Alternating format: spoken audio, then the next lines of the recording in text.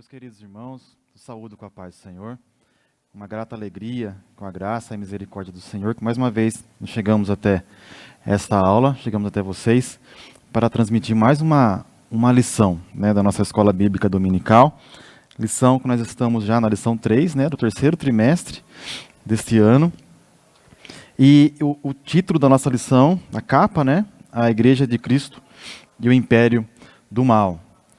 Como viver neste mundo dominado pelo espírito da Babilônia. Então nós estamos estudando essa lição comentada, escrita pelo pastor Douglas Batista, uma lição excelente, atual, que eu tenho visto que ela veio para nos abrir os olhos, de como nós estamos vivendo, nesse mundo que nós estamos vivendo, e nos dando armas, nos dando condições de identificar esses ensinos atuais, essas filosofias atuais, essas ideologias atuais, para que nos mantenhamos de pé, com base na palavra do Senhor. Já passamos por 2 lições, o qual aprendemos na lição 1, a igreja diante do espírito da Babilônia, na qual o escritor ele vai pegando esse texto de Apocalipse 17 e trazendo para nós que esse espírito da Babilônia ele vem desde lá de Babel, e vem vindo agora, passando aí pelas eras e nos chega até nós, e aí no sistema religioso, no sistema político, cultural, no sistema econômico, e vemos essa atuação desse espírito babilônico também nos nossos dias. Na lição 2, nós vimos a deturpação da doutrina bíblica do pecado, então passamos por esse ponto na semana passada, vimos com relação ao pecado, ao pecado original, as teologias modernas, que não vêm combater o pecado, mas sim trazer um ativismo social, ajudar socialmente as pessoas e não para libertá-las do pecado e levando-as a Jesus. E a lição de hoje ela é uma continuação.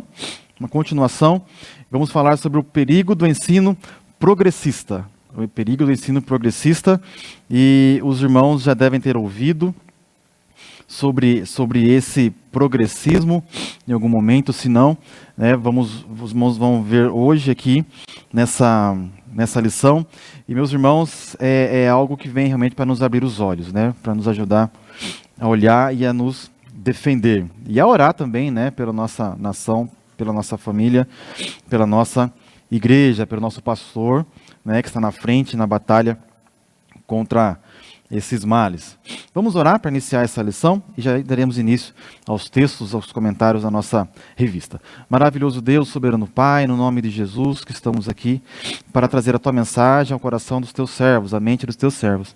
Peço a Tua misericórdia, a Tua graça que seja sobre nós, nos abençoe nesta manhã, meu Deus. Venha nos usar, nos abençoar, e aqueles que estão ouvindo que possam compreender, abrir os olhos para essa realidade que vivemos hoje. Abençoa os irmãos que estão trabalhando aqui na técnica do som e da imagem. Venha abençoar e recompensar grandemente, meu Deus. Pai Santo e Justo, nos dê graça nesta manhã. Possamos entender e abrir os olhos para a Tua palavra e para a realidade que estamos vivendo. Nos dê graça, nos dê força, eu lhe peço e te agradeço desde já, no nome de Jesus. Amém. Meus irmãos, então, o título da lição, eu procurei trazer bastante slides, porque nós temos bastante termos, para algumas pessoas termos novos, termos um pouco mais difíceis, filosóficos, e aí então eu procurei colocar as definições nos slides para a gente ir acompanhando, e aí a gente ir frisando mais, gravando melhor, que os irmãos irão ouvindo e lendo, ajuda mais a gente a entender esses termos. Para alguns é muito comum, alguns irmãos já conhecem, mas para outros nem tanto, então a gente precisa nivelar, a modo de apresentar para que todos tenham o entendimento da mensagem. Então, o nosso texto áureo, ele diz o seguinte, está lá em 2 Timóteo capítulo 3, versículo 1, sabe, porém, isto, que nos últimos dias sobrevirão tempos trabalhosos. E realmente, meus irmãos, tempos trabalhosos. Os irmãos vão ver aqui, no decorrer da lição, que esse texto áureo ele faz todo sentido. Ele faz todo sentido sobre essa lição. Tempos trabalhosos. A verdade prática diz o seguinte: os ensinos progressistas buscam desconstruir a fé cristã por dentro. Então veja já que frase pesada, né? Os ensinos progressistas buscam desconstruir. Hoje em dia usa-se muito a palavra desconstruir, né? Desconstrução. Mas, na verdade, no fim das contas, o que vai acontecer é uma destruição. Né? Desconstruir é um jeito bonito de falar da desconstrução, destruição. Né? Então, busca desconstruir, destruir a fé cristã por dentro. Por dentro. O que é por dentro? Que essas teologias estão dentro da igreja. Né, dentro da igreja, e aí vai minando a fé dos irmãos, né, esses ensinos progressistas, teologia progressista também chamada, está aí nos seminários teológicos, né, e isso é um problema, porque o estudioso vai lá, o irmão vai lá para estudar um curso de teologia, e acaba aprendendo uma teologia progressista, que acaba afastando ele da fé cristã. Então aqui já vai um lembrete, né, para os irmãos que querem estudar teologia, que procurem cursos que tenham um ensino não progressista, né, de preferência que sejam da própria igreja, da Assembleia de Deus. A Assembleia de Deus tem seus cursos de teologia, né, aqui em Rio Claro nós temos um curso da ETAD, que é um curso excelente, né, com base na Palavra de Deus, na Bíblia Sagrada, ortodoxo, pentecostal, né? E aí os irmãos têm a oportunidade de estudar aqui, né? Mas também temos faculdades da Assembleia de Deus que trazem também um ensino consistente, baseado na Palavra de Deus, que não é progressista, e sim conservador, né? Então os ensinos progressistas buscam desconstruir a fé cristã por dentro e afastar as pessoas do verdadeiro cristianismo bíblico, tornando-as meras militantes de causas sociais. Então nós vamos ver aqui no segundo tópico um pouco mais sobre isso, né? Que o progressismo ele vai tentar falar que os milagres da Bíblia são mentira, que não existem aqueles milagres, né? Eles vão desconstruir esse conhecimento também. E aí, se você tirar os milagres, a obra de Jesus vai acabar se tornando uma causa social. Vamos ajudar as pessoas a ter uma vida melhor. E não é bem assim, né? Nós buscamos a salvação em Cristo, né? E não somente uma vida melhor. Então vamos a algumas definições já aqui para nos ajudar a entender um pouco sobre o progressismo. A gente vem falando, né? E eu vou no início já colocar uma definição, né? E depois ao longo da lição a gente vai também definindo novamente, né? Para ir reforçando, e a gente vai aqui estruturando esse conhecimento para que possamos entender. Então, o que é progressismo? O progressismo, meus irmãos, antes de ler aqui, é algo que parece bonito. Ele parece algo que se fala, é verdade, o progressismo está certo, né? Mas a gente vai vendo o que vem por trás, né? O que está por dentro do progressismo, e vamos ver algo maléfico. O ensino progressista é um desdobramento do liberalismo teológico. O liberalismo teológico, ele foi abordado na lição passada, né? Na lição passada, mas nós vamos passar aqui algumas coisinhas sobre ele também, porque faz parte desse conhecimento. Então, o liberalismo teológico existe, né? E dentro do liberalismo teológico vem um desdobramento que é o progressismo. Então, liberalismo teológico é onde a razão é colocada acima da revelação divina. A razão é colocada acima da revelação divina. Então já percebam aqui um ponto, né? O liberalismo teológico, ele surgiu ali na época do iluminismo. O iluminismo, ele trouxe isso, né? Das pessoas serem iluminadas por quem? Pela razão, pelo conhecimento, pela ciência, pela tecnologia. Então as pessoas se baseiam não mais na fé, nos costumes, mas sim na própria razão, no próprio conhecimento, né? Então nós vemos aqui a época do iluminismo, século 17, 18. E aí vem dessa questão da razão o liberalismo teológico, que aí é uma teologia mais liberal, né? Mais aberta, mais liberal mesmo a palavra, né? Que tem liberdade. Então o principal ponto, para ser bem simples aqui, é onde a razão é colocada acima da revelação divina. Como resultado do liberalismo teológico, nós vamos ter o seguinte: a inspiração, a inerrância, a infabilidade das Escrituras são questionadas. Né? Porque se a razão está acima da revelação, né, ele vai falar, mas como é que Deus inspirou? Como que a palavra não erra? Né? Como que ela é infalível? Então eles começam a questionar a Escritura Sagrada. E aí os irmãos já começam a ver o problema. Né? Se está questionando as Escrituras, que é a base de fé do cristão, então aí vem a desconstrução, né? Falar, imagina um muro, né? Você tira um tijolinho lá, fala, a Bíblia não serve. Outro tijolinho, a Bíblia não é inspirada. A Bíblia tem falhas. A Bíblia não é infalível. Né? Então eles vão desconstruindo aquilo que já havia sido construído e determinado. Outro ponto que o liberalismo vai questionar, os milagres e o sobrenatural são considerados mitológicos. Nós vamos ver isso daqui no segundo tópico. Então são mitológicos, segundo o liberalismo teológico. As doutrinas da fé são reinterpretadas e ressignificadas. Então os irmãos vão vendo aqui o que esse liberalismo ele vai trazer. Né? E aqui a desconstrução está muito clara. Né? Tira milagres, sobrenatural, os demônios não existem. Jesus, como é que Jesus veio e se encarnou? Então eles vão tirando alguns milagres da fé cristã.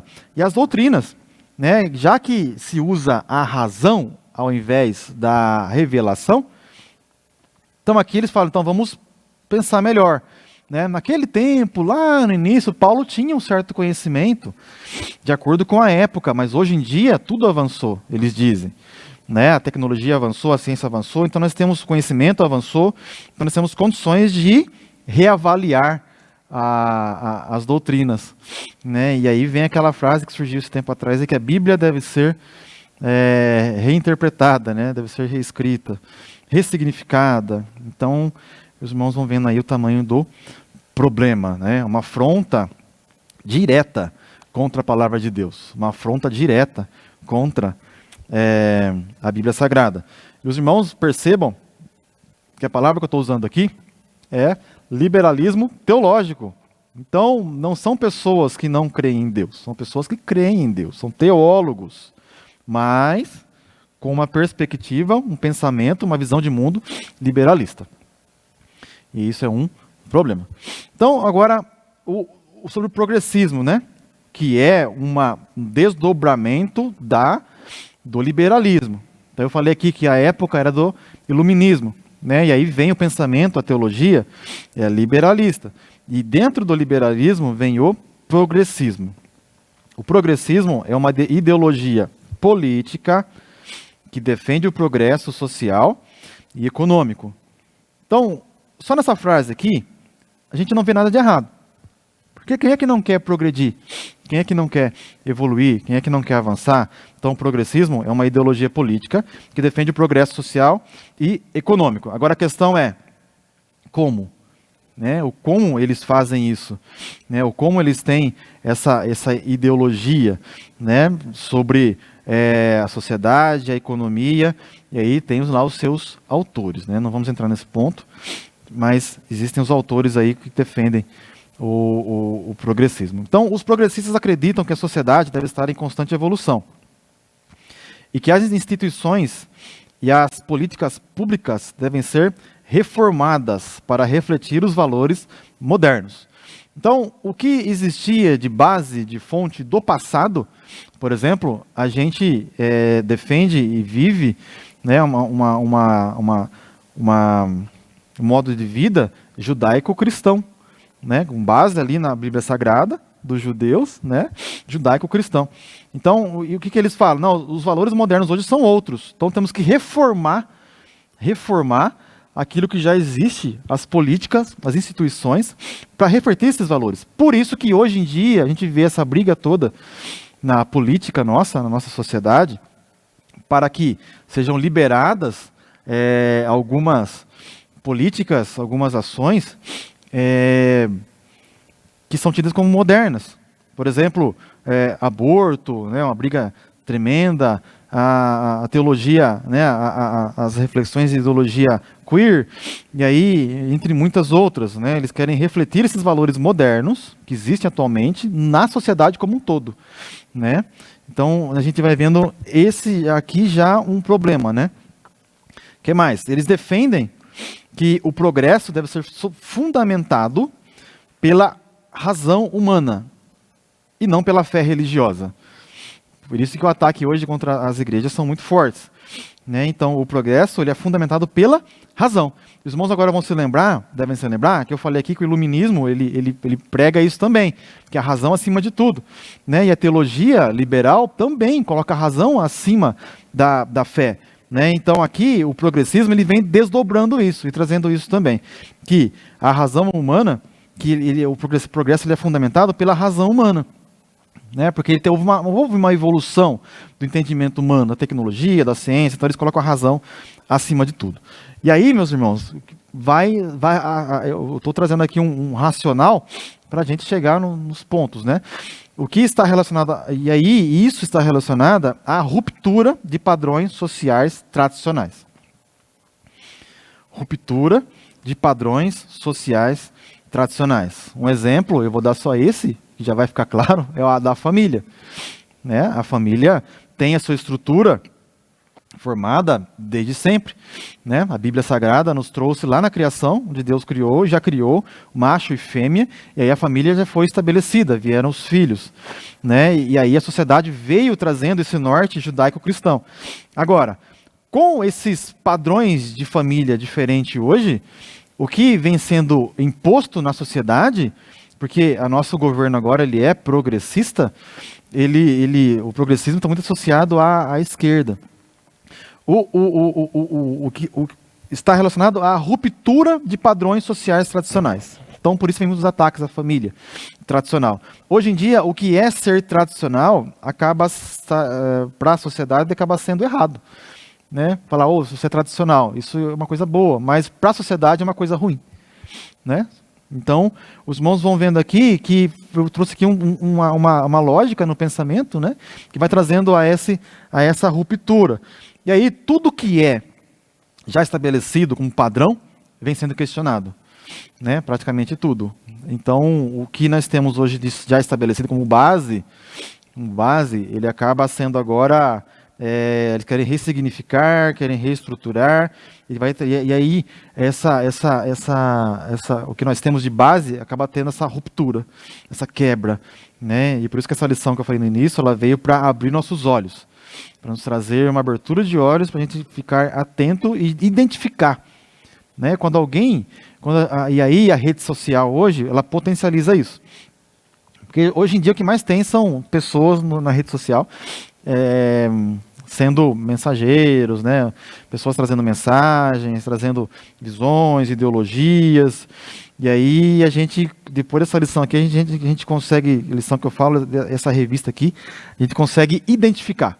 A gente vai assistir alguém e falar assim, esse daí é progressista. Né? Esse aí é um teólogo liberal. Né? Então nós vamos ter condições de fazer uma leitura melhor do nosso mundo, e aí proteger a nossa família, a nossa igreja, né, nesse combate. Então, nós vamos ver agora aqui, então, que o progressismo, ele é o oposto do conservadorismo. Porque se o progressismo ele vai trazer essa ruptura de padrões, o conservadorismo não. Ele vai trazer o quê? Conservar os padrões. Né? Então, os costumes, a tradição, a fé, né? E a Bíblia fala, Paulo fala para Timóteo para ele conservar, né? Conservar. Jesus fala para a gente guardar o bom depósito, guardar a coroa. Então, o conservadorismo, os cristãos, nós somos conservadores, né? Hoje em dia, olhando a política, os de direita são mais tendentes a ser conservadores. Então, o progressismo ele é o oposto do conservadorismo, que nós preservamos a família, preservamos os bons costumes, preservamos a identidade, né, uma boa identidade, nós preservamos a igreja, o convívio, né, entre a igreja, a comunhão, né, dos costumes, de tradições que vieram dos antepassados. Então nós somos conservadores. E aí, essa política, né, essa ideologia progressista, ela é o contrário, né? Ela quer progredir. Só que progredir com base no quê? Tira Deus da jogada e coloca o racional, né? E a gente também vê uma palavra que é o humanismo, né? O ser humano, né? O antropocentrismo, o ser humano como sendo o centro de tudo, né? Se a razão é o centro, é a base, então o ser humano é o centro. Então eles tiram Deus.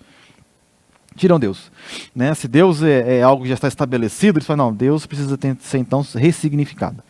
Tira Deus e coloca o ser humano. Então, nesse início aqui, já quis trazer aos irmãos essa parte para a gente já entrar na lição, até na leitura bíblica em classe agora, com esse entendimento do progressismo.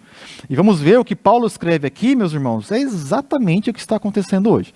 Então vamos ver, leitura bíblica em classe, 2 Timóteo 3, versículo 1 ao versículo 9, diz o seguinte: sabe, porém, isso, que nos últimos dias sobrevirão tempos trabalhosos, porque haverá homens amantes de si mesmos, ó, o homem no centro, avarentos, presunçosos, soberbos, blasfemos.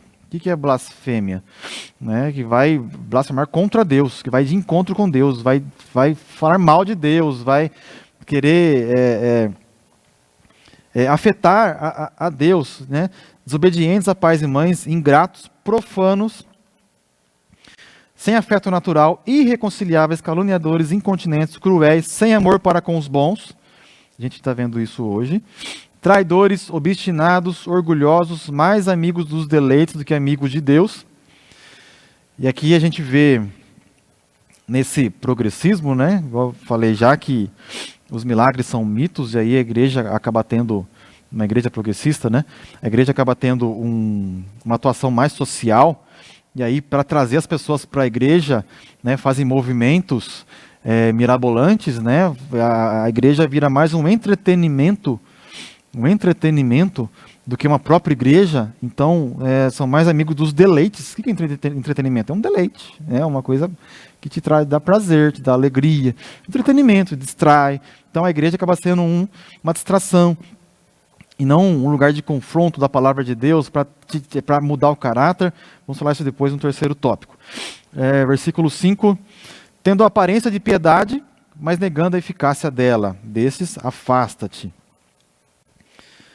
Porque desse número são os que se introduzem pelas casas, levam cativas mulheres nécias, carregadas de pecados, levadas de várias concupiscências. Versículo 7, que aprendem sempre e nunca podem chegar ao conhecimento da verdade. Né? E aqui, meus irmãos, esse texto é interessante porque nós estamos numa sociedade que mais tem conhecimento. Porque até pegar 20 anos atrás, a gente não tinha toda essa facilidade de conhecer as coisas. Se eu fosse estudar para dar uma aula na escola dominical, eu tinha que pegar muitos livros, né? Biblioteca, livros. Hoje em dia não, eu coloco ali no Google, YouTube, qualquer coisa que eu quiser, né? E aí a informação já está ali disponível. Né? Hoje em dia a inteligência artificial também já ajuda também a obter informações, então a gente vai... hoje em dia está muito mais fácil. Só que são pessoas que têm um conhecimento, sabe tudo, né? Sabe tudo, tem informação de tudo, só que não conhece, não consegue enxergar o conhecimento da própria verdade. Né? Isso é um problema, né? Tem um conhecimento enorme, mas não chega à própria verdade. Isso é um problema. Versículo 8, como Janes e Jambres resistiram a Moisés, assim também esses resistem à verdade, sendo homens corruptos de entendimento e réprobos quanto à fé. Não irão, porém, avante, versículo 9, porque a todos será manifesto o seu desvario, como também foi daqueles. Então veja o que Paulo coloca aqui, um monte de umas qualidades aqui, sobre qualidades ruins, né? Caracterizando as pessoas do tempo presente, né? Que Paulo já disse ali e que hoje nós estamos vivendo isso. Então a nossa introdução, nessa lição veremos que os ensinos progressistas enfraquecem a autoridade da Bíblia. Suas heresias propagam que as Escrituras contêm erros, que Deus não é soberano e que o sobrenatural é um mito. Nessa introdução aqui já dá uma perspectiva do que nós vamos ver nessa lição. São indiferentes à doutrina bíblica do pecado, porque se Deus ele não é soberano, Deus não é Deus, se a morte de Jesus, se ele vindo em carne, né, o nascimento virginal, as doutrinas que nós temos são mitos, né? Então o pecado acaba não existindo também, né? Se o diabo é um mito, então não tem essa batalha, então eles são indiferentes à doutrina bíblica do pecado. Relativizam os valores morais, né? O relativismo, já passamos aqui por várias lições falando de relativismo, né? Tudo é relativo, né? Tudo é relativo. E aí, outro dia, lá no trabalho, uma pessoa questionou outra e a pessoa falou assim, mas o que é a verdade para você? Eu fiquei olhando, né? E cada um tem a sua verdade.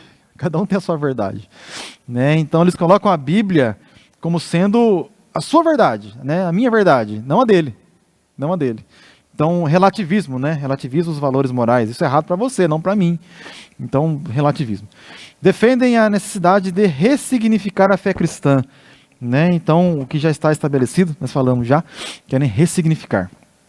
Dar novo sentido, né? Atualizar com novos padrões agora, né? Que a igreja, ela deve ser inclusiva, né? De atender a todos. Realmente a igreja né? Ela atende a todos, mas a mudança deve existir de acordo com os padrões da palavra de Deus, né? Isso é o novo nascimento.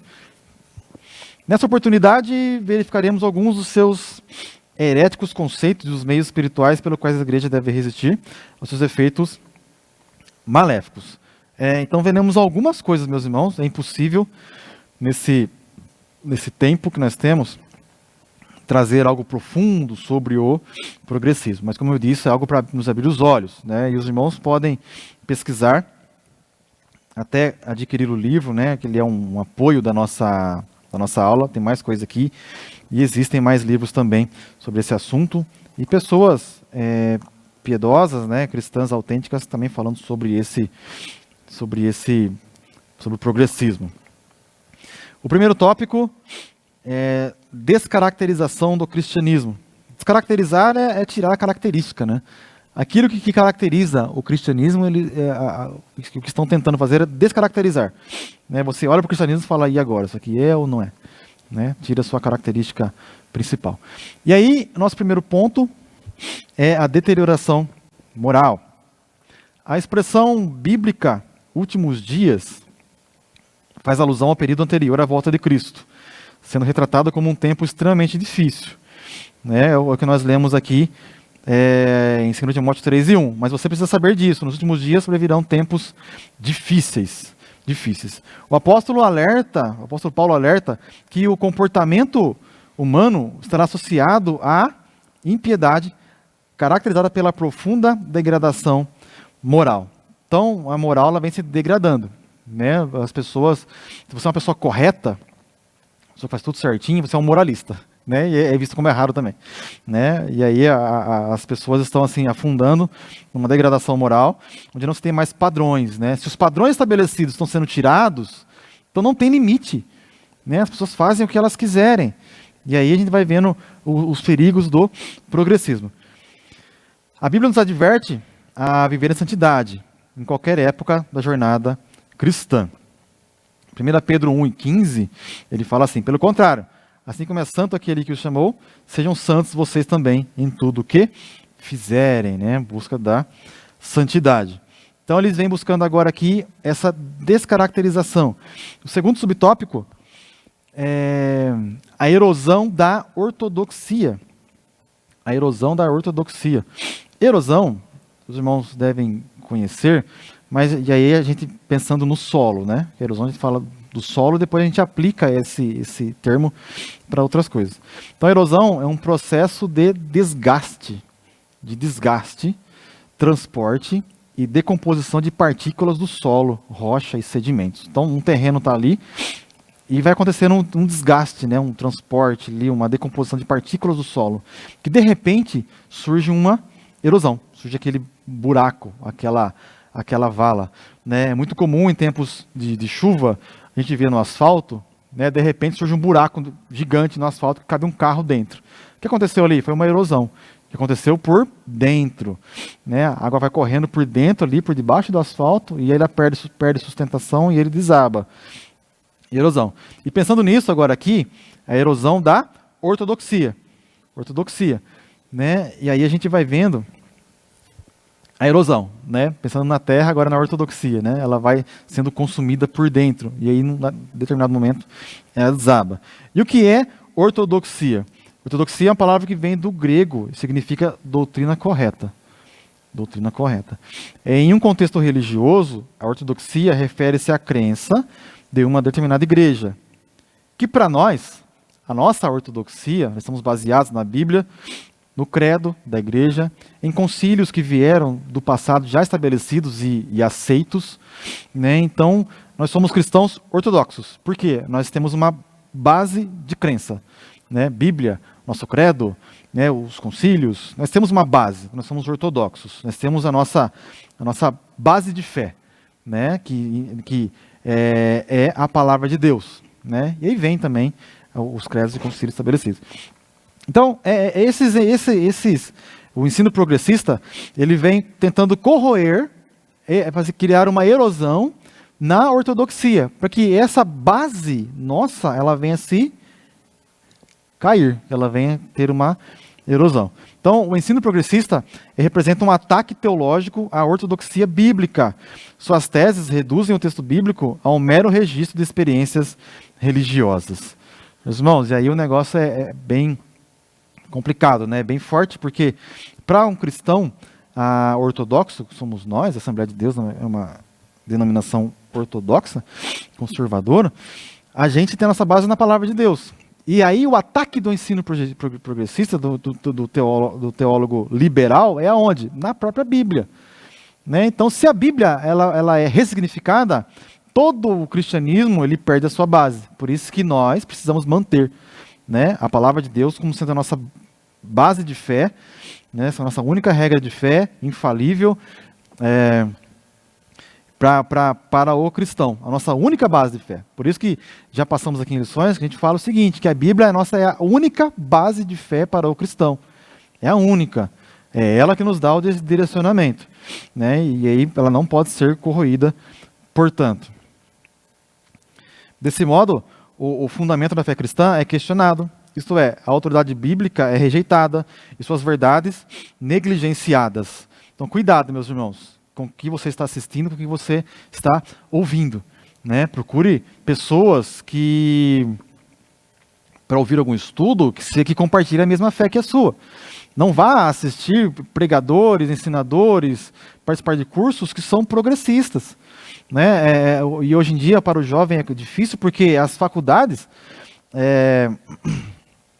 do governo, as federais, em sua maioria, são progressistas. Né? E ali precisamos ter base para suportar tudo isso, né? Para sair ileso desse momento. Então, para a gente frisar, o que nós já falamos aqui em outras lições, inclusive no ano passado, o pastor Douglas Batista escreveu uma revista, né, sobre a Bíblia. Então a Bíblia é fonte da autoridade, ela é a única autoridade, ela é a palavra de Deus, ela é inerrante, quer dizer, não tem erros, ela é infalível, quer dizer, ela não falha, ela é divinamente inspirada, 100% inspirada, né, e divinamente preservada. E aí, os teólogos liberais, o ensino progressista fala o seguinte, que a Bíblia não é 100% inspirada. Ela não é a palavra de Deus. Eles falam que ela contém a palavra de Deus. Eles dizem o seguinte, quando Isaías fala assim, e veio a palavra do Senhor a mim, então ali é Deus que falou para Isaías, então ele escreveu, né? Ali é inspirado. Aí eles falam assim, que quando Isaías escreve algo, contando alguma coisa, aí já não é. Aí é só Isaías escrevendo da sua própria mente. Né? Então eles falam que a Bíblia contém alguns trechos que é a palavra de Deus, mas em sua totalidade não. Mas aí é interessante assim, quem é que vai falar o que é inspirado e o que não é? Né? Aí eles falam, a razão, precisamos analisar e aí a razão vai nos trazer essa iluminação, né? Então os irmãos vejam que é um problema, né? E aí a Bíblia fica, não sendo inspirada, ela fica enfraquecida, né? E para nós ela é a palavra de Deus, totalmente inspirada, né? E aí lembrando que a inspiração, ela é o processo na qual Deus, o Espírito Santo, ele sopra, né, no ouvido do escritor, e o escritor, ele escreve aquilo que ele recebeu. Só que é tão interessante essa mescla que o escritor, ele escreveu a Bíblia no seu próprio idioma, no seu próprio vocabulário, no seu próprio jeito de escrever, né? Alguns eram mais eruditos, como Paulo, ele escreveu palavras mais eruditas. Outros eram mais simples, né? Como Amós, que era um homem do campo, escreveu palavras mais simples. E aí a gente vai vendo que o autor está ali, mas que a mensagem é de Deus, Então, a Bíblia, ela é totalmente inspirada, né? E cada palavra, ela é inspirada, cada palavra é a palavra de Deus, né? Jesus, ele reafirmou isso. Então, nós vemos aqui que a Bíblia, ela é, né, fonte da autoridade, ela é a palavra de Deus, ela é inerrante, infalível, divinamente inspirada, divinamente preservada, né? Então, precisamos ter isso em mente, para que o que vier de informação do ensino progressista não venha nos afetar, né? Aí eles falam assim, a Bíblia tem erros, tem contradições. Não tem contradições. A Bíblia, ela interpreta a própria Bíblia. Se você não está entendendo algum texto ou achou alguma suposta contradição, procure uma ajuda. Continue lendo a Bíblia, que você vai ter a clareza, né, com relação ao texto. Terceiro subtópico, a corrupção da fé. Com o caráter humano maculado, nós já vimos, né? O caráter humano está maculado, está manchado.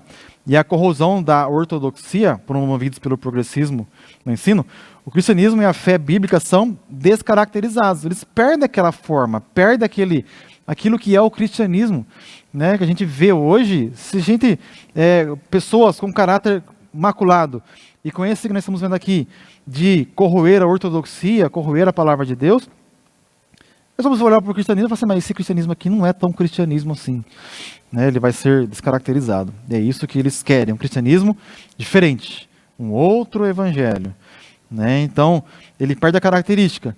O evangelho, que tem o poder de transformar o ser humano e trazer salvação ao ser humano, ele é transformado em um evangelho social, que eu já comentei aqui, somente de obras sociais. Segundo tópico, as teorias progressistas, veremos 3, né, que até já vim comentando já algo aqui, então espero que já esteja um pouco mais esclarecido na sua mente. Primeiro, desconstrução da Bíblia. Quando eu falo desconstrução, os irmãos lembram aí de um conjunto de tijolos, né? Você vai tirando um tijolo, tira outro, de repente cai tudo, tira a estrutura. Então, desconstrução da Bíblia, né? Eles vão tirando fundamentos, tirando bases, e aí a intenção é destruir mesmo, desmoronar. O ensino progressista é o desdobramento do liberalismo teológico. Sua principal característica é o repúdio à inspiração e inerrância da Bíblia. Então, que eu já falei lá no começo, na minha introdução, que eu já quis definir alguns termos, né, aqui repetindo, o progressista é o desdobramento do liberalismo teológico, né, do liberalismo teológico. Então, os irmãos vejam que, e mais uma vez, repetindo para os irmãos gravarem, na época ali, no século 17 e 18, surgiu o iluminismo, que trouxe uma iluminação do raciocínio humano, uma iluminação da mente humana, né? E aí a razão passou a ser o foco principal, né? Então eles defendiam o uso da razão para entender o mundo e o progresso da humanidade, né? Então eles acreditavam que a razão era a única forma de superar o obscurantismo e a superstição. Então, sempre a razão, né? E aí vem do liberalismo do iluminismo surge o liberalismo e aí o progressismo que nós estamos vendo aqui.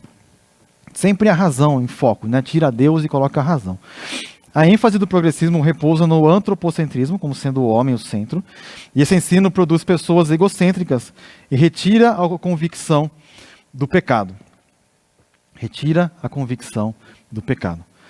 O parâmetro progressista é a reinterpretação das Escrituras. Olha que terrível, meus irmãos. A reinterpretação das Escrituras. Para quê? Para satisfazer a concupiscência humana. Então, uma pessoa que ela é homossexual, ela vai querer reinterpretar de acordo com o seu contexto. Uma pessoa que ela tem uma outra linha de raciocínio, uma outra ideologia, ela é um comunista, um socialista, ela vai querer interpretar a Bíblia à sua maneira. Né? Então, cada um vai pegar a sua visão de mundo e vai inserir dentro da Bíblia para fazer a sua interpretação. Então, eles querem reinterpretar a Bíblia para atender às suas necessidades. Né? Quando o que nós aprendemos é o quê? Fazer a exegese. O que é exegese? É tirar do texto. Tirar. Né? Entender o que o texto quer dizer e tirar, para daí aplicar em nossa vida. E não o contrário. Né? Colocar nossa experiência ali. Então, os cristãos progressistas, aqui eu trouxe algumas palavras para os irmãos refletirem um pouquinho.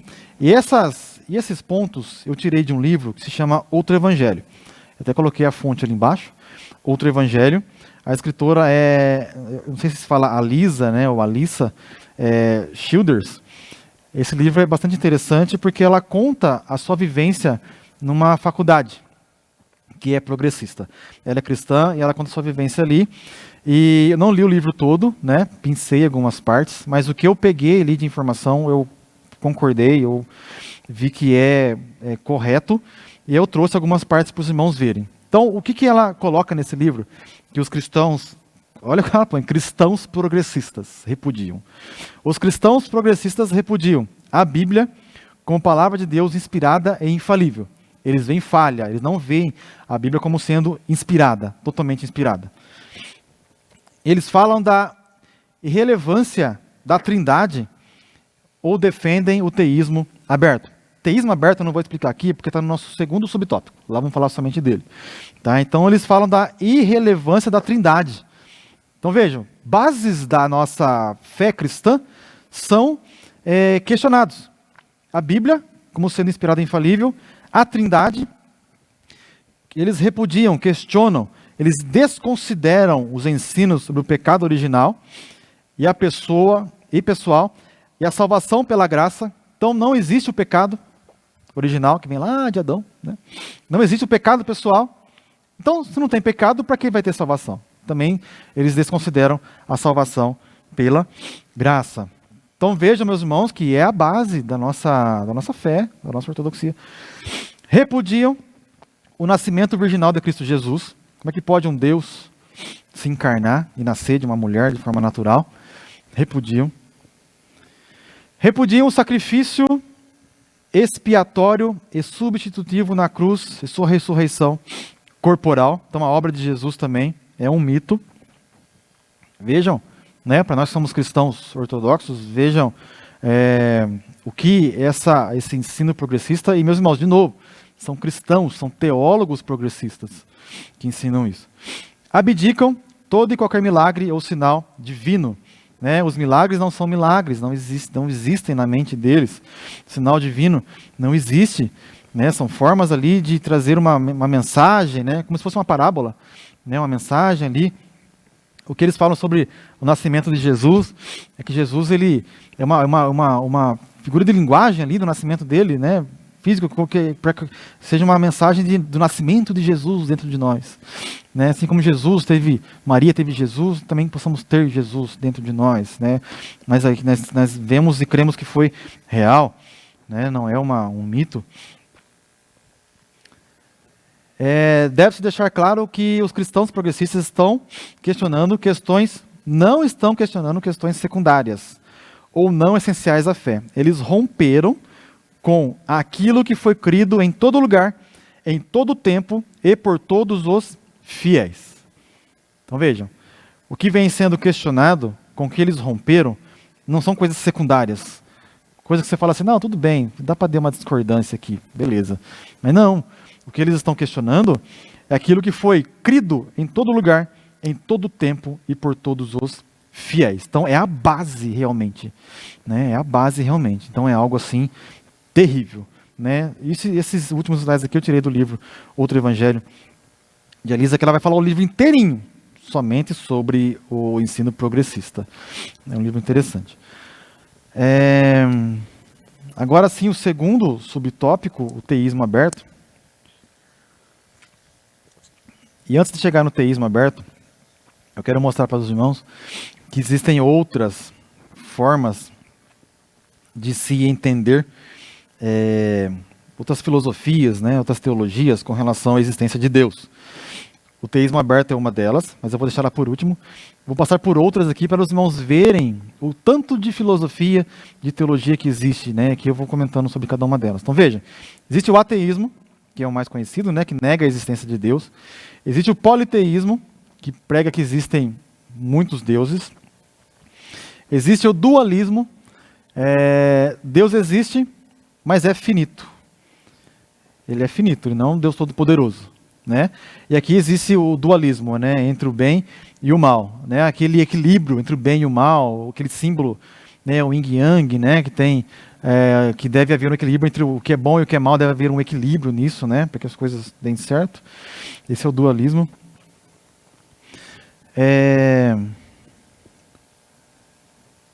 Panteísmo. Deus é tudo é Deus. Uma folha é Deus, uma árvore é Deus. Eu sou Deus, você é Deus, tudo é Deus, né? Também não cremos nisso. Agnosticismo. Não é possível conhecer a Deus, né? Ele fala que é impossível o homem chegar ao conhecimento de Deus. Prioriza o racionalismo e está de mãos dadas com o ateísmo. Então, não é possível conhecer a Deus segundo o agnosticismo. Deísmo, aqui com D, deísmo, admite a existência do Supremo Ser. Ensina não estar Deus interessado no curso da história. Então, o deísmo, com D, ele ensina que Deus existe, ele criou tudo, só que ele criou as leis, né, da física e tal, só que ele não se interessa mais, tá? Estamos por livre, por sorte, né? Estamos aí vivendo o nosso curso da história. Eu reforcei que é deísmo com D, porque tem o teísmo com T, que é esse aqui, né? E o teísmo com T é o que nós cremos. Ele admite a existência de um Deus pessoal, criador e preservador de tudo quanto existe e que intervém nos negócios humanos. É aqui que nós cremos, né? Nós paramos aqui. Tudo que eu citei até agora, nós não cremos desse modo, né? A nossa teologia, nós cremos dessa forma. Admite a existência de um Deus pessoal, criador e preservador de tudo quanto existe. Deus tem um curso da história nas suas mãos. Nós vimos ali no livro de Daniel, ele interpretando o sonho do Nabucodonosor, aquela estátua, né? E ali os governos e tal, com as partes da estátua, e vemos tudo se cumpriu, né? E Deus tem nas suas mãos o domínio da raça humana, do governo, né? Tudo está nas suas mãos e tudo vai levando aonde Deus quer, né? E aí vemos na palavra de Deus onde é que vai chegar, né? O governo, a volta de Jesus, o governo do anticristo, e tudo o que vai acontecendo agora a gente vê assim que vai fazendo sentido, tudo vai se encaixando para chegar naquele momento de Jesus tomar a sua igreja e o anticristo governar sobre esse mundo, né? O único governante. Então, vemos as coisas se encaixando, né? Então, teísmo é onde a gente acredita, né? Onde a gente acredita. Agora vem o teísmo aberto.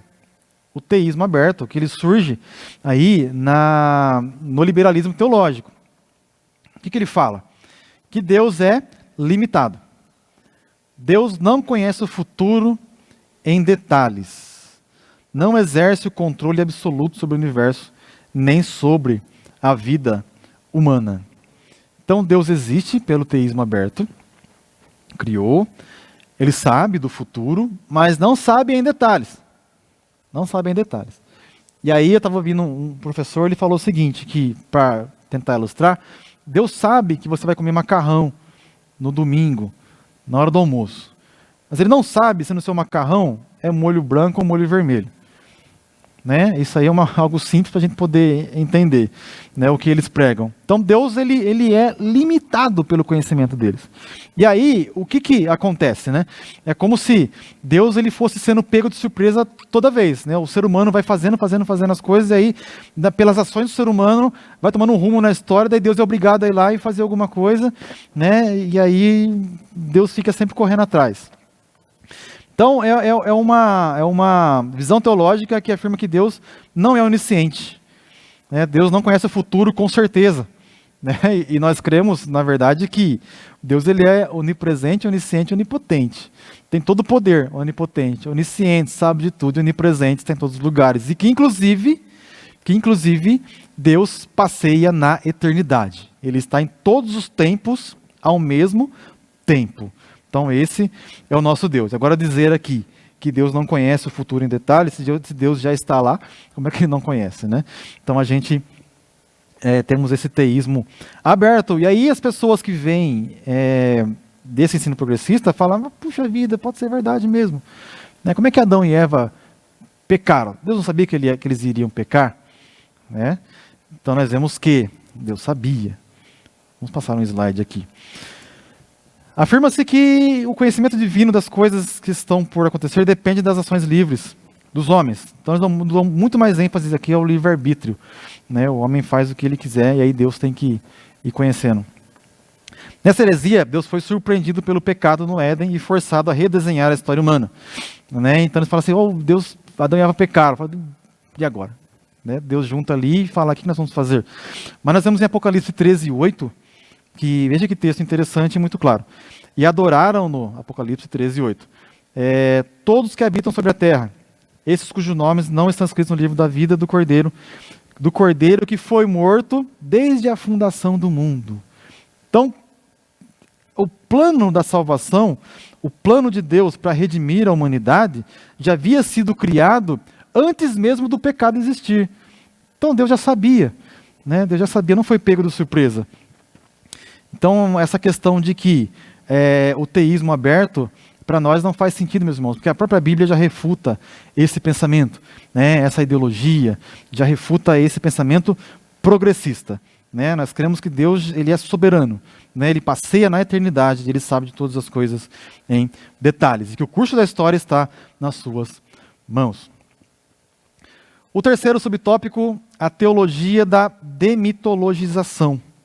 Já comentei um pouquinho no início, e vamos passar agora aqui com um pouquinho mais de ênfase. O que é o mito? O mito é uma história de caráter religioso que não tem fundamento na realidade e que se destina a transmitir um conceito de fé. Então, o mito é algo que não é real, né? Mas que traz algum conceito, traz algum conhecimento, traz uma história, um fundo de verdade. Né? Normalmente, um mito ele envolve coisas sobrenaturais, como deuses, heróis, monstros. Criaram aí o mito do lobisomem para assustar o povo na lua cheia, né? Uns anos atrás criaram aí o tal do chupacabra, né? Aí deuses, né? Hércules, Thor, da mitologia grega, e aí são mitos, né? São seres que não são reais, mas que trazem uma mensagem, uma história, né? Querem aludir a alguma coisa. Né, trazer alguma lição. Então, o que eles querem dizer com isso? E aí tem esse companheiro aqui, né, esse teólogo alemão, Rudolf Bultmann, ele fala o seguinte, que havia mitos na Bíblia e era preciso separá-los da verdade. Então, aí que vem a palavra demitificar a Bíblia, né, tirar os mitos na Bíblia. Então, eles querem separar o que é mito na Bíblia. Então eles pegam lá os milagres e falam, isso aqui é um mito, né? E tira esse mito da Bíblia, segundo esse pensamento progressista. E aí, meus irmãos, é muito complicado, porque usando a razão, como já falei aqui, a razão, né, que vem ali do iluminismo, que vem ali da teologia liberal, né, e eles vêm tentando separar na Bíblia o que é mito e o que não é. E aí vem de novo a palavra ressignificação, né, ressignificação da Bíblia. Então esse teólogo aqui, vejam que é um teólogo, Não é alguém ateu, é um teólogo, Rudolf Bultmann. Ele fala que tem mitos na Bíblia, né? Então, nesse pensamento, os mitos são céu e inferno, eles dizem que é mito. A tentação, dizem que é mito. Os demônios e possessão demoníaca, dizem que é mito. A doutrina da concepção de Jesus, dizem que é um mito. Do nascimento virginal e a promessa da vinda de Cristo. Tudo mito, segundo o pensamento progressista. Segundo o pensamento progressista. Eles falam, é impossível que alguém vai vir nos ares para levar um povo. É impossível que alguém vai ressuscitar e ter os seus corpos transformados. É impossível que um Deus tenha nascido de uma forma natural. É impossível que demônios existam, né? A maldade está nos seres humanos. Então, o pensamento progressista, ele traz essa questão.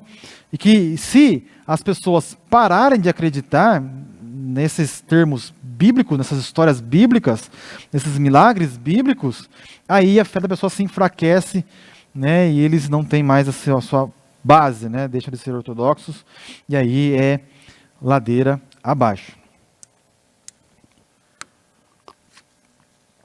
Então, os irmãos, vejam o quanto de esforço vem sendo feito para que a Bíblia seja transformada num livro de história.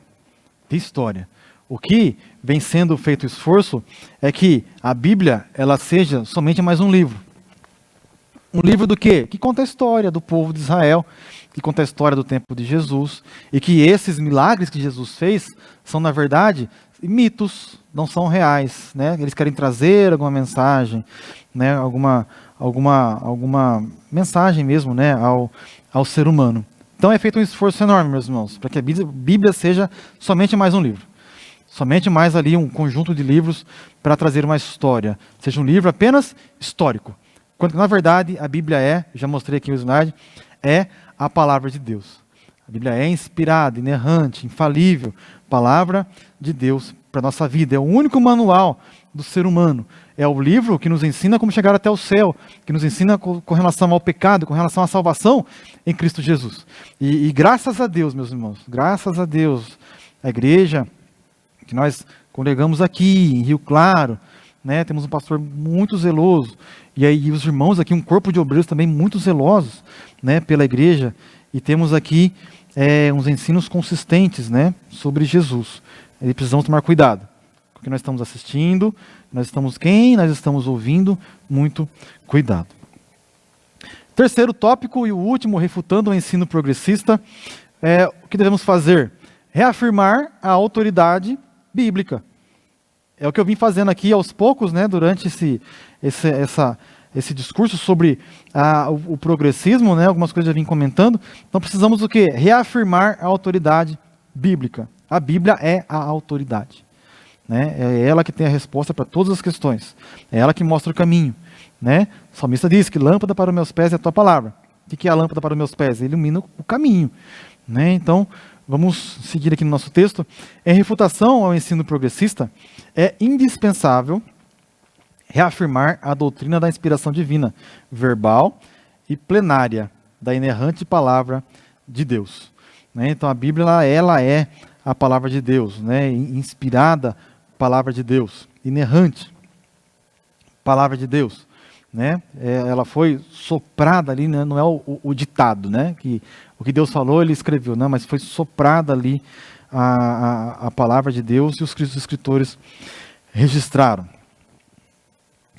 Precisamos também validar o princípio de sola scriptura, instituído na Reforma. Estabelece a Bíblia como a única regra infalível e autoridade final de fé e prática. Algumas religiões têm a Bíblia e mais alguma coisa como sua regra de fé.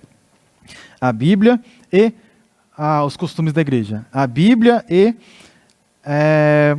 algum outro livro secundário, né, ou de autoridade igual à Bíblia. Mas para nós, a Bíblia é a única regra de fé.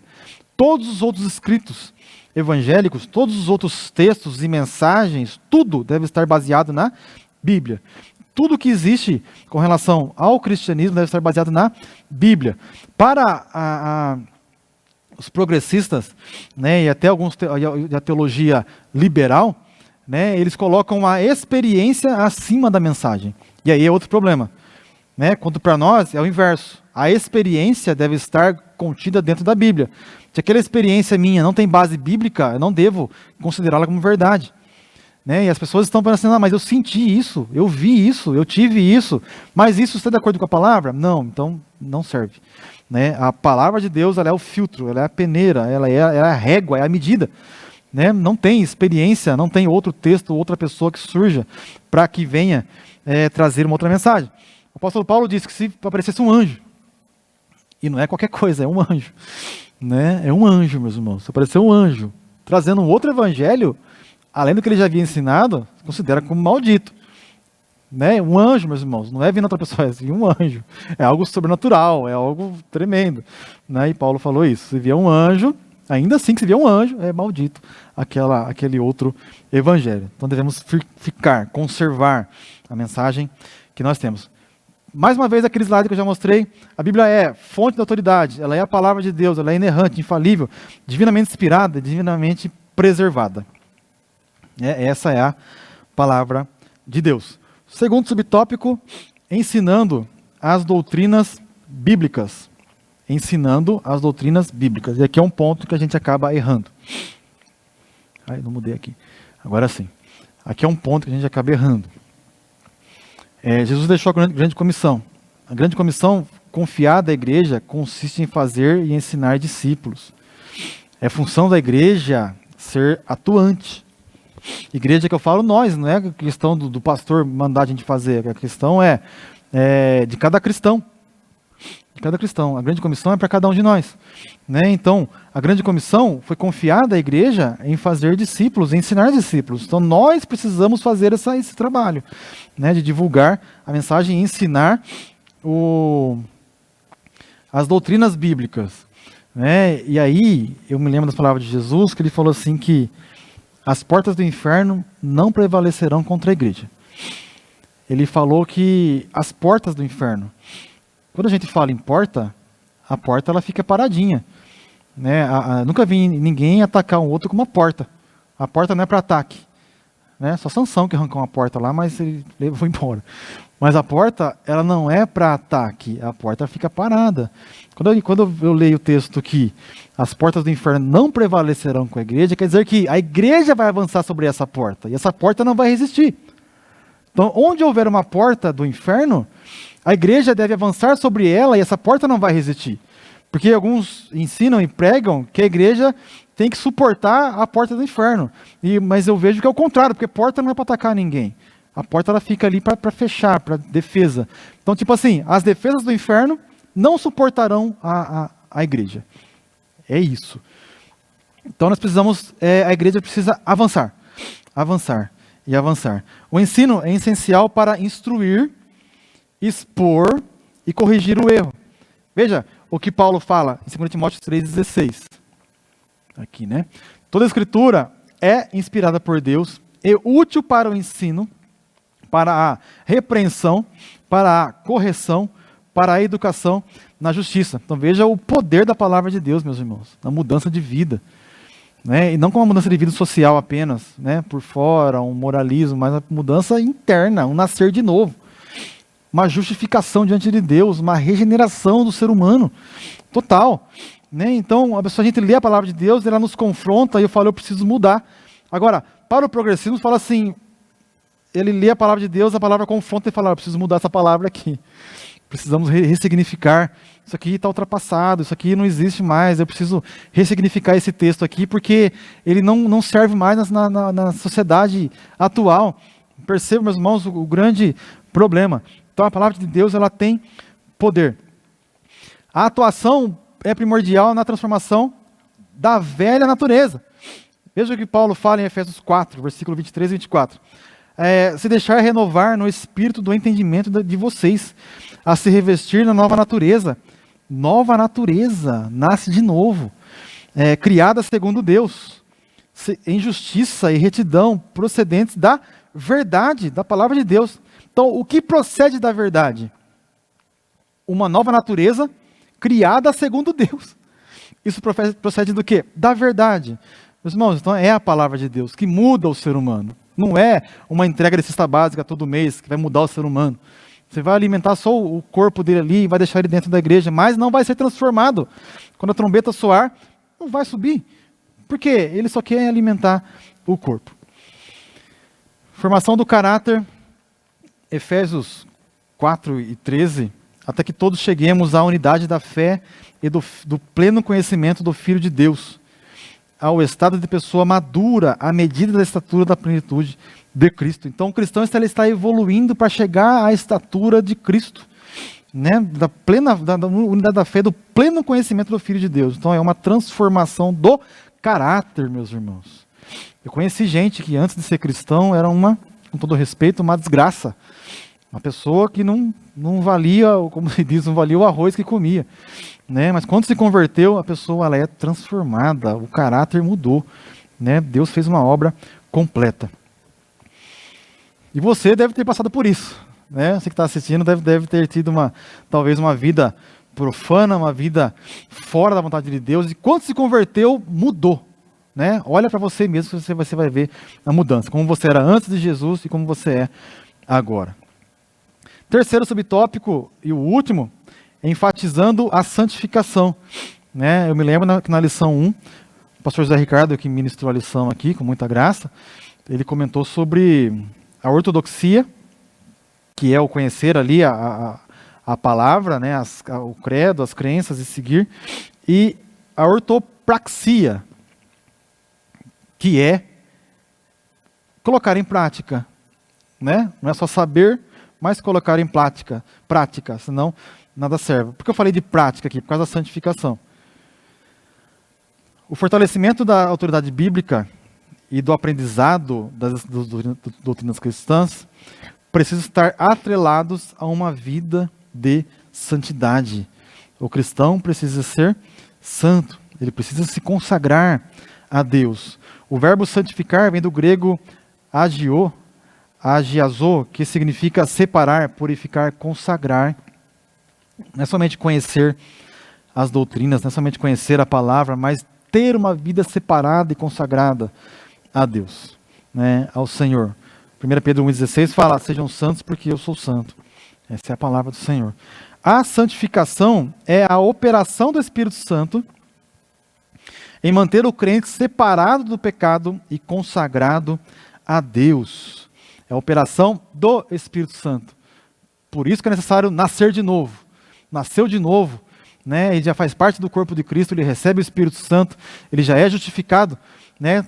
Tendo a justiça de Cristo, e ele é justificado com a justiça de Cristo, ele é santificado posicionalmente, que se ele morrer naquela hora, ou Jesus voltar naquela hora, ele já é salvo, já é considerado santo. Mas aí vem a santificação progressiva, que ele vem evoluindo e vem crescendo, né? E aí é uma obra do Espírito Santo, em manter o crente separado do pecado e consagrado a Deus. Romanos 12, 1 e 2 fala assim, portanto, meus irmãos, pelas misericórdias de Deus, peço que ofereçam o seu corpo como sacrifício vivo, santo e agradável a Deus. Esse é o culto racional de vocês. Olha o versículo 2. E não vivam conforme os padrões deste mundo, mas deixem que Deus os transforme pela renovação da mente, para que possam experimentar qual é a boa, agradável e perfeita vontade de Deus. A ênfase está na obediência à palavra de Deus, no abandono das concupiscências, que são desejos desordenados, e numa vida de retidão moral em toda a maneira de viver. Então, a vida cristã não é um monte de regras, mas é um estilo de vida na prática, em que todos os dias precisamos nos achegar até a Deus. Todos os dias ter uma vida de comunhão com o Senhor. E a conclusão? As Escrituras advertem que a conduta humana nos últimos dias é de repulsiva descaracterização da fé. A heresia progressista critica as Escrituras, promove o enfraquecimento da ortodoxia, instiga a frouxidão moral e afasta as pessoas do verdadeiro cristianismo. Contudo, a postura da igreja não deve ser de inércia, mas de resistência à iniquidade. A defesa da fé ocorre quando os valores imutáveis e atemporais da Bíblia, veja, valores imutáveis e atemporais. Os valores da fé não mudam, meus irmãos, não mudam. Né? Desde lá da antiguidade até hoje os valores são os mesmos e são atemporais, quer dizer, não mudam com o tempo. Né? São exercitados pelo poder de Deus na vida diária do crente salvo. Então a prática, ela é importantíssima, importantíssima. Meus irmãos, a lição ela é bastante objetiva, né? O pastor conseguiu botar bastante assunto, né, e deixar muito claro para nós, né? Leia de novo essa revista, pesquise um pouco mais sobre esse assunto. Os irmãos vão ver que tem muito mais coisa debaixo, além disso que nós tratamos aqui. Aqui nós tratamos para que, como eu falei no início, para os irmãos abrirem os olhos, né, para entenderem um pouco mais sobre isso e identificar, né, identificar essas questões no seu dia a dia, no que você assiste, e muito cuidado. Né, que possamos estar debaixo da misericórdia do Senhor, das mãos do Senhor, para vencer essa batalha. Meus irmãos, Deus abençoe em nome de Jesus. Chegamos ao final da nossa aula. Lembrando aos irmãos que o culto é hoje à noite às 18h30, culto da família, né, na sede de congregações. Sempre tem sido uma bênção os cultos na igreja, né? Não tem um culto que você vai embora e fala, puxa vida, que culto mais ou menos. Não tem isso aqui, né? Todos os cultos são excelentes e o Senhor Deus tem nos abençoado grandemente. Grandemente, e a palavra de Deus é ministrada ao nosso coração. E meus irmãos, diante de tantas afrontas, tantas dificuldades, tantas ideologias e teologias contrárias, esteja na igreja para ouvir a palavra de Deus. Esteja na igreja. Cuidado com esse negócio de ser desigrejado. Isso não existe, meus irmãos. A comunhão, ela é bíblica. Cuidado. Os desigrejados é mais uma coisa do progressismo.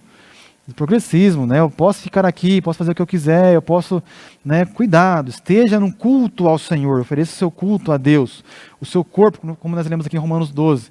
O seu corpo em sacrifício vivo, santo e agradável ao Senhor, que é o vosso culto racional. Esteja aqui, se oferecendo a Deus, oferecendo um culto a Deus do seu corpo. Deus abençoe em nome de Jesus. Vamos orar para encerrar. Esteja no culto logo mais à noite, que o Senhor Deus com certeza vai falar com você, vai te trazer clareza, vai te fortalecer, renovar suas forças para esses dias difíceis que nós vivemos. Vamos orar. Maravilhoso Deus, soberano Pai, te louvamos por essa oportunidade de estudar a Tua Palavra, esse assunto tão oportuno, assunto tão atual que estamos vivendo. Nos dê graça para suportar, para vencer, para avançar no nome do Senhor Jesus e enfrentar essas batalhas. Pai querido, cuide da nossa família, da nossa casa, da nossa igreja, do nosso pastor, dos nossos pastores, da nossa igreja como um todo, meu Pai querido. Abençoa, repreenda todo o mal e abençoa nossas famílias, que possamos estar diante de Ti, meu Pai querido, sendo sempre fiéis à palavra do Senhor e ao Senhor nosso Deus. Nós te louvamos, te agradecemos no nome de Jesus. Amém. Deus te abençoe no nome de Jesus.